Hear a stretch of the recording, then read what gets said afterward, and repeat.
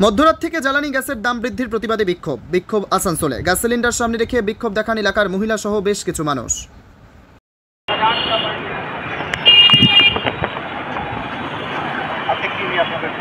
আজকে আমাদের যে বিরোধ কর্মসূচি সেটা হচ্ছে গ্যাসের যে দাম মধ্যরাত্রে চুপিসারে মানুষের অজান্তে যে গ্যাসের দাম বাড়ানো হয়েছে। বিগত কয়েকদিন আগে ওষুধের সংশোধনী একটি বিল পাস করা হয়, যাতে 748টা ওষুধের দাম হঠাৎ করে বৃদ্ধি করা হয়।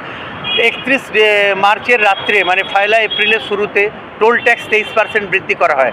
ঠিক সেইভাবেই একটা ধরুন অনুষ্ঠানের সময় চলছে, রামনবমী চলছে, দেশে একটা পুজোর মহল রয়েছে, সেই অবস্থায় মানুষের অজান্তে গ্যাসের দাম 50 টাকা বাড়িয়ে দেওয়া হলো। জীবিকা ও জীবন দুই বিপর্যস্ত আজকের কেন্দ্র মোদী সরকার থাকার ফলে।